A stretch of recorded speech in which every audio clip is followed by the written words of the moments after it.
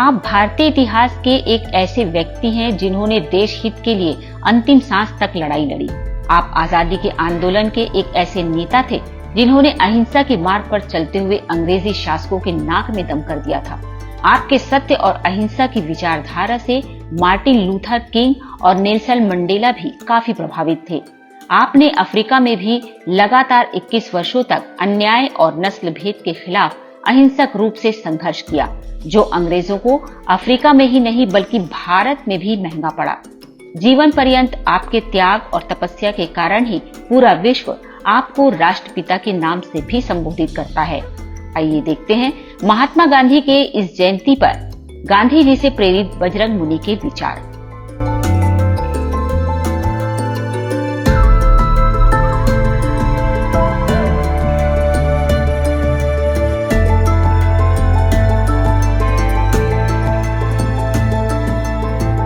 वसुधा का नेता कौन हुआ, भूखंड विजेता कौन हुआ, अतुलित यश क्रेता कौन हुआ, धर्म प्रणेता कौन हुआ। यदि रास्ते में पड़े हुए पत्थर को आप बाधा मानकर अपने रास्ते को टाल दें तो शायद जीवन में आप सफल न हो, लेकिन यदि उसी रास्ते को सीढ़ी मान ले तो शायद आप इस सोसाइटी के लिए कुछ कर पाए। आज गांधी जयंती है और आज ऐसे ही समाज सुधारकों की सीढ़ी पर चढ़ने वाले एक ऐसे प्रेरणा स्रोत से मैं आपको मिलाऊंगा जो सिर्फ छत्तीसगढ़ ही नहीं पूरे भारतवर्ष में अपने पूरे कार्यकाल के दौरान अपने कलम की नोक पर राष्ट्र को एक नया स्थान दिया। आज हमारे साथ रामानुजगंज से भगत मुनि जी है। सर, आपका बहुत बहुत स्वागत है। आज हम इस गांधी जयंती के इस पावन पर्व पर जिन्होंने अपना पूरा जीवन इस भारत और इस सृष्टि की रचना में लगा दिया, वैसे ही कुछ आपके भी मार्ग रहे इस समाज को सुधारने में। प्रयास आपका यह रहा कि इस समाज को लोक स्वराज का दर्जा दिया जाए। तो आज पूरी चर्चा जो है इसी विषय पर होगी। आज गांधी जयंती है और आज के दिन गांधी जी के विचारों को भी रिवाइज करने का समय है, उनके जीवन को भी फिर से याद करने का समय है और खुद का भी ये समय है कि हम उनके जीवन से किस तरह प्रभावित रहे, उनके विचारों से कितने प्रभावित रहे। बचपन से मैं गांधी जी को इतना ही जानता था कि गांधी जी ने स्वतंत्रता दिलाई है, बाकी मुझे उनके जीवन के विषय में कोई जानकारी नहीं थी। लेकिन मैं स्वयं बचपन से लोक स्वराज्य की दिशा में कार्य करता रहा, सोचता रहा, निष्कर्ष निकालता रहा। 92 में मेरी जब गांधीवादियों से भेंट हुई, प्रत्यक्ष भेंट हुई, तब मुझे ये पता चला कि जो कुछ मैंने सोचा है वह तो इसके पहले गांधी जी ने वही कार्य सोचा है, वही कार्य किया है। वास्तव में मैं कोई नया कार्य नहीं कर रहा हूँ, मेरा चिंतन कोई नया नहीं है। तब मुझे यह बात पता चली कि वास्तव में गांधी जी ने ही मौलिक चिंतन किया था और मैं अनजान में उस लाइन में बढ़ा और आज मुझे पता चल रहा है कि गांधी जी इस दिशा में कार्य किए थे। तो इस तरह मैं गांधी जी के जीवन से प्रभावित हुआ, भले ही देर से हुआ, बाद में हुआ ये अलग बात है, लेकिन मैं अब ये समझता हूँ कि गांधी जी ने जो कुछ भी समाज को दिया, वास्तव में गांधी जी ने देश को कुछ ज्यादा नहीं दिया है, समाज को दिया है। गांधी जी लड़ रहे थे सामाजिक स्वतंत्रता की लड़ाई, बाकी नेता लड़ रहे थे राष्ट्रीय स्वतंत्रता की लड़ाई। तो मैं गांधी जी को मानने वाला रहा। ठीक है, और आज भी यही बात मैं इसी पर सवाल पूछूंगा एक कि वर्तमान में जो समाज है हमारा, उसमें राजनीतिक और सामाजिक, जैसा कि आप बात भी कर रहे हैं गांधी जी के सामाजिक प्रगति पर, तो वर्तमान में समाज की प्रगति क्या है राजनीतिक और सामाजिक स्तर पर? वर्तमान स्थिति अगर आप आकलन करेंगे, अभी हम 2024 में जी रहे हैं, तो वर्तमान समय में समाज तो पूरी तरह गुलाम हो गया है, राजनीति का गुलाम है, क्योंकि हमारा जब संविधान ही गुलाम है तो पूरा समाज ही गुलाम है। तो इस तरह से हम ये कह सकते हैं कि न गांधी का कोई मार्ग अब बचा है, न गांधी को कोई मानने वाला बचा है। बस दो लोग बचे हुए हैं, एक गांधी के नाम पर दुकानदारी करने वाले और एक गांधी को गाली दे करके अपनी दुकानदारी करने वाले। बाकी और कोई गांधी विचार से लेना देना किसी का नहीं है। तो मानवता के लिए जो उन्होंने भाव स्मरणीय उपहार दिया, अब उसका कोई अंश नहीं बचा है समाज में। कुछ भी नहीं बचा है। क्या कारण क्या है उसके? इसका कारण, महत्वपूर्ण कारण ये है कि गांधी जी की हत्या असमय हो गई और गांधी जी अपनी बातों को वास्तव में सामाजिक मामलों को समझा नहीं सके। इसलिए गांधी जी के विचारों को राजनेताओं ने और खासकर पंडित नेहरू ने गांधी के मरते ही उलट दिया। गांधी जी ने कहा था कि भारत में लोक स्वराज्य का मतलब होगा लोक नियंत्रित तंत्र। ठीक है। और हमारे नेताओं ने गांधी के मरने के तुरंत बाद सबने मिलकर उस परिभाषा को बदल दिया और उस परिभाषा को कर दिया लोक नियुक्त तंत्र। उस लोक नियुक्त तंत्र हो गया। भारत में लोक नियंत्रित तंत्र तो है ही नहीं और इस तरह पूरा समाज राजनेताओं का गुलाम हो गया। ठीक है, आपने लोक स्वराज में बहुत काम किया, समाज को लोक स्वराज की ओर ले जाने के लिए एक आपने मुहिम छेड़ी, उसके पद चिन्हों पर चलने के लिए लोगों को प्रेरित किया। आपने कई स्तरों पर इस पर प्रयास करने का एक अग्रिम दिशा तय की, लेकिन असफलता किन किन चीजों पर आपको मिल रही थी और क्यों यह सफल नहीं हो पाया? देखिए, मैं प्रारंभ से ही, बचपन से ही रिसर्च करता रहा। तो बचपन में मैंने जो रिसर्च किए वो रिसर्च के परिणाम नहीं आए तो बदलता चला गया रिसर्च तो ऐसे ही होता है। तो रिसर्च मैंने किया सामाजिक विषयों पर और उसका कोई जब परिणाम नहीं निकला तो मैंने रिसर्च को बदला और बदलते बदलते अब मेरे विचार में सन 2020 में मैं इस निष्कर्ष तक पहुंचा कि अब ये निष्कर्ष सही है और वो निष्कर्ष निकला लोक स्वराज्य। अर्थात लोक स्वराज्य का मतलब है कि देश का संविधान तंत्र मुक्त होना चाहिए, तंत्र का गुलाम नहीं होना चाहिए। ये मैंने एक निष्कर्ष निकाला और जब निष्कर्ष निकाला तब तक मेरी उम्र ज्यादा हो गई, कोरोना आ गया, सारा काम बंद हो गया, मैं रिटायर हो गया। एक निष्कर्ष आपने समाज को दिया, लेकिन ये बात समाज तक पहुंच नहीं पाई, ये एक किसी दायरे में रहकर संक्षिप्त हो गई। क्यों? इसका महत्वपूर्ण ये जो आप पूछ रहे हैं प्रश्न, ये प्राकृतिक है। हमेशा से जो भी विचारक होता है, मौलिक चिंतक होता है, उसके विचार समाज तक साहित्य और कला के माध्यम से पहुंचते हैं। किसी भी विचारक के विचार कभी भी समाज तक सीधे विचारक नहीं पहुंचा पाता है। ठीक बात। तो मैंने एक विचार निष्कर्ष दिया और निष्कर्ष के बाद कोरोना ही लग गया और वो समाज तक जा नहीं पाया। लेकिन अब जब से पिछले 1-2 वर्षों से जब से कोरोना का कालखंड खत्म हुआ है तब से समाज में लगातार वो विचार जा रहा है।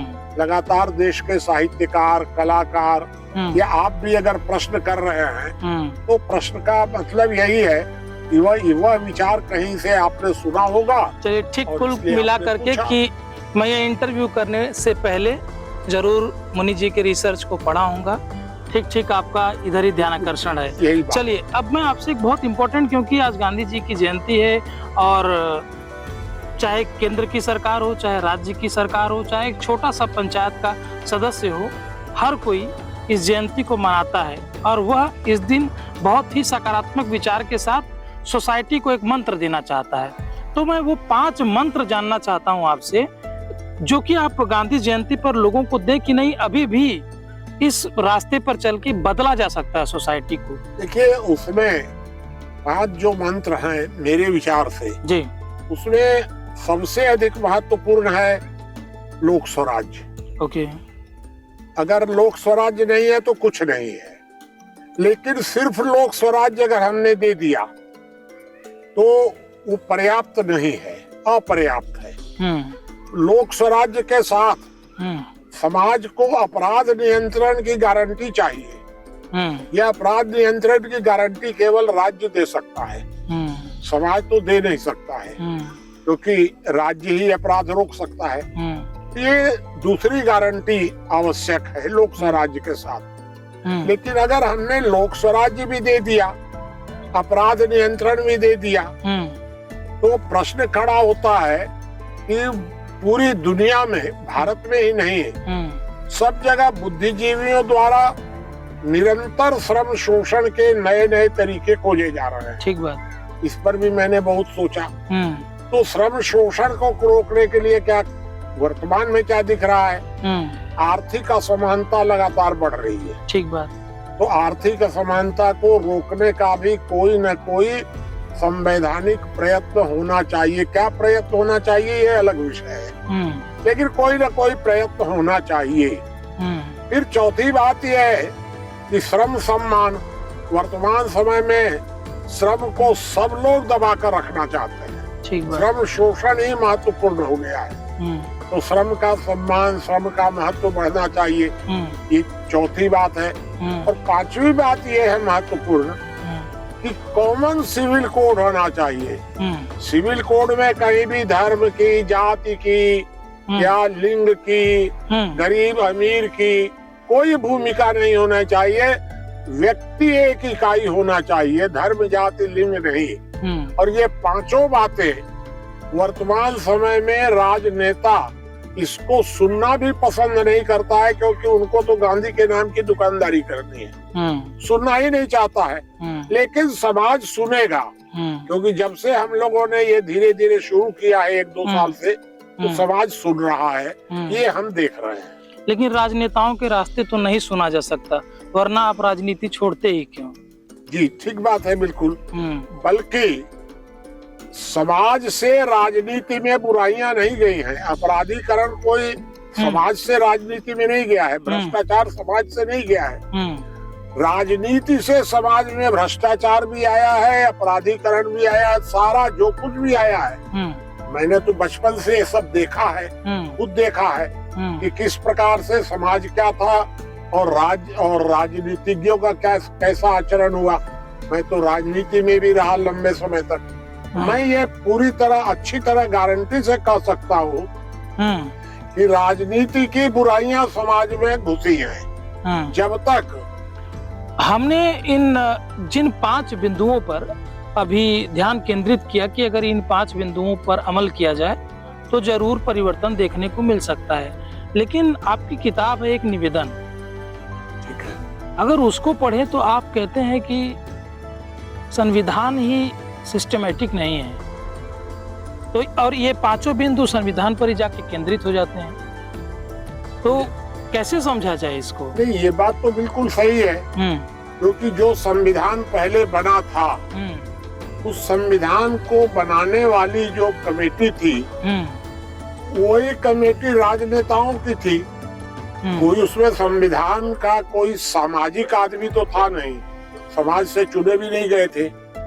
वे तो स्वतंत्रता के पहले लोग चुने गए, और वो चूंकि गुलामी काल था, संविधान बनना शुरू हो गया।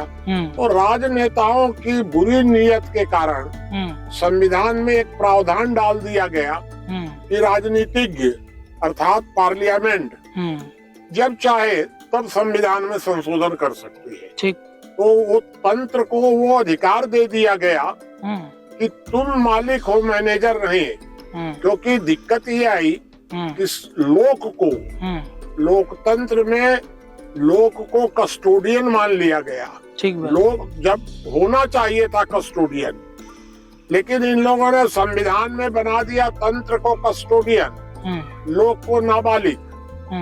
लोक बीमार है, नाबालिग है, तो ये जब कस्टोडियन बन गए तो इन्होंने संविधान संशोधन का भी अधिकार ले लिया, और ये 500 साल कस्टोडियन बने रहेंगे, क्योंकि कोई और नियम तो उसमें आज तक बना ही नहीं कि कस्टोडियन कब मैनेजर बनेगा।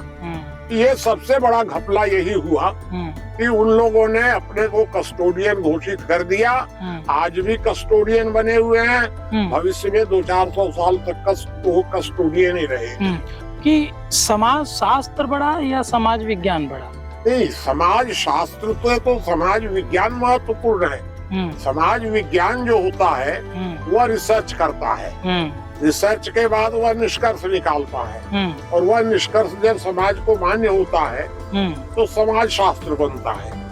तो समाज शास्त्र वास्तव में फॉलो करने की चीज है, रिसर्च की चीज नहीं है समाज शास्त्र। समाज विज्ञान रिसर्च करता है, तो समाज वैज्ञानिक तो रहे नहीं।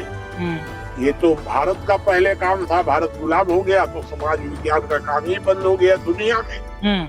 अब ये हम लोगों ने पहली बार समाज विज्ञान के रूप में काम शुरू किया है। उसका सबसे महत्वपूर्ण लाइन ये है कि व्यक्ति और समाज के आप व्यक्ति की स्वतंत्रता और सामाजिक अनुशासन इन दोनों का तालमेल कैसा हो, यह वास्तव में समाज शास्त्र होता है। ठीक।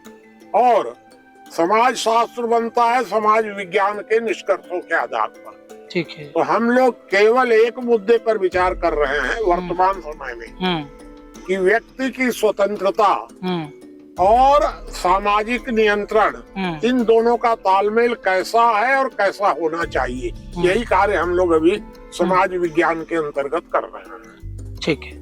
गांधी जयंती है, समाज में बहुत सारे ऐसी चीजें हैं जिसमें बड़े स्तर पर परिवर्तन होना चाहिए, कुछ ऐसी चीजें हैं जहां आमूलचूल परिवर्तन होना चाहिए।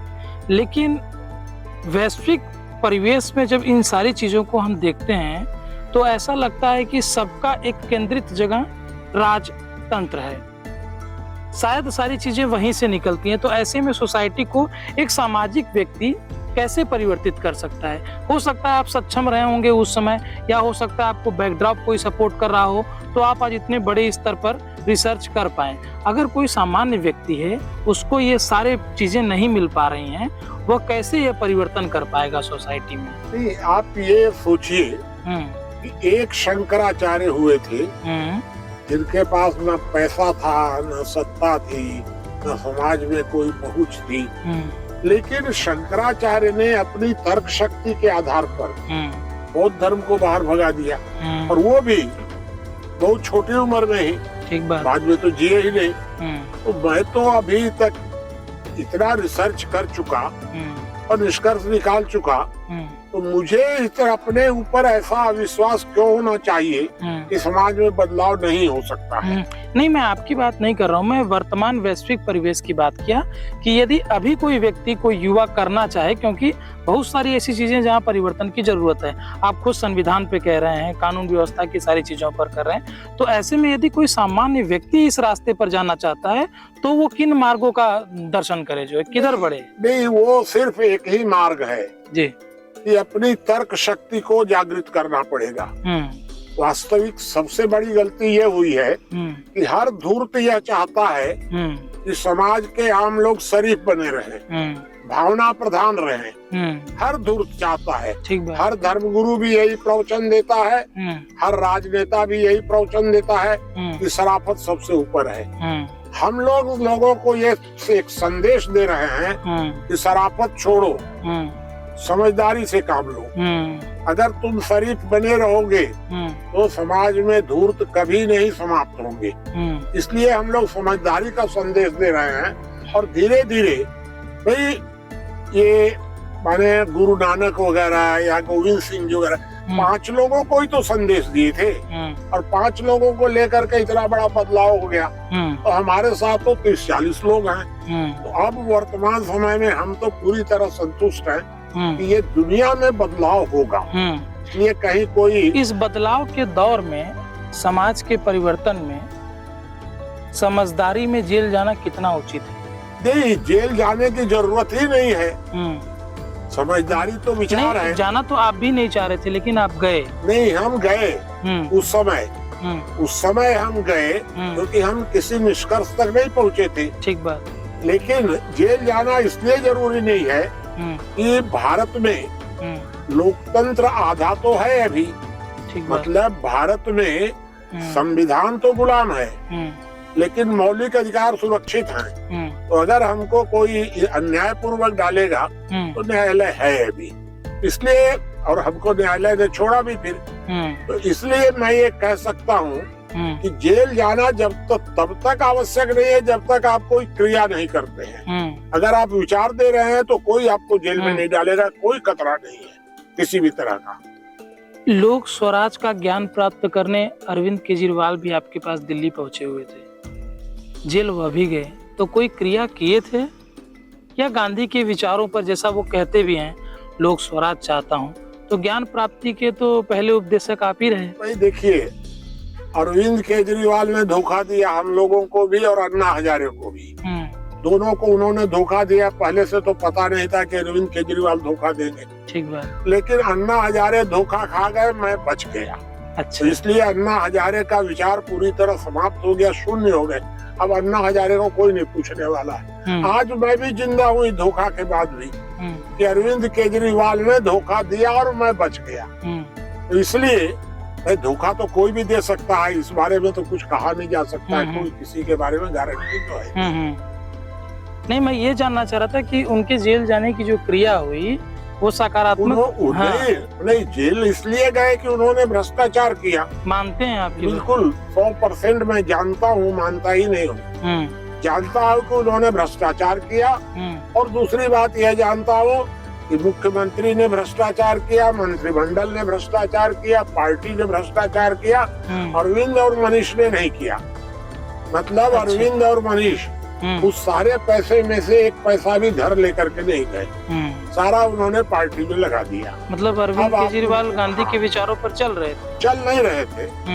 वो जो भी आप कह सकते हैं, क्योंकि हम गांधी तो वैसा भ्रष्टाचार भी नहीं किए जैसा अरविंद वगैरह ने किया। जो भी उन्होंने किया वो यहाँ से जो सीख कर गए किया उन्होंने वही, क्योंकि हम लोगों ने भी उनको बताया कि बिना भ्रष्टाचार के आप राजनीति में बढ़ नहीं सकोगे, तो उन्होंने भ्रष्टाचार। तो समय कम है, इसलिए इस चर्चा को थोड़ा संक्षिप्त करेंगे। और बस मैं जाते जाते मुनि जी ये जानना चाहूंगा, समाज में परिवर्तन के लिए किन बिंदुओं पर प्रमुखता के साथ फोकस करना चाहिए? बस वर्तमान में तो 2 बिंदु हैं। ठीक, कौन कौन से? एक राज्य कमजोरीकरण, अर्थात लोक स्वराज, अर्थात संविधान को तंत्र से मुक्त करना एक, और दूसरा है समाज सशक्तिकरण। समाज के जो लोग हैं, जाति, धर्म, भाषा, क्षेत्रीयता, उम्र, लिंग सब भूलकर एक साथ इकट्ठे होकर बैठने की, चर्चा करने की आदत डालें। इसको हम लोग कहते हैं ज्ञान यज्ञ। एक मार्ग है ज्ञान यज्ञ का, समाज सशक्तिकरण, और एक मार्ग है लोक स्वराज्य का, वो है तंत्र कमजोरीकरण। ये 2 मार्गों को एक साथ जोड़ दिया जाए, या जब लोग जोड़ रहे हैं, एक का कार्यालय हम लोग का दिल्ली में है, एक का कार्यालय रामानुजगंज में है, तो हम लोग इस दिशा में धीरे धीरे कार्य कर रहे हैं। ठीक, चलिए आपका बहुत बहुत शुक्रिया इस चर्चा में जुड़ने के लिए। आज इस गांधी जयंती के तमाम विषयों पर चर्चा की, और जो सबसे महत्वपूर्ण बात इस पूरी चर्चा में समझ आती है वो ये है कि यदि आपको इस पूरे भारत को एक विश्व गुरु के पटल की ओर ले जाना है, तो आपको एक बार फिर से लोक स्वराज के रास्ते पर स्वयं को मानकर चलना होगा, तभी यह भारत विकसित देश की ओर बढ़ पाएगा। शुक्रिया।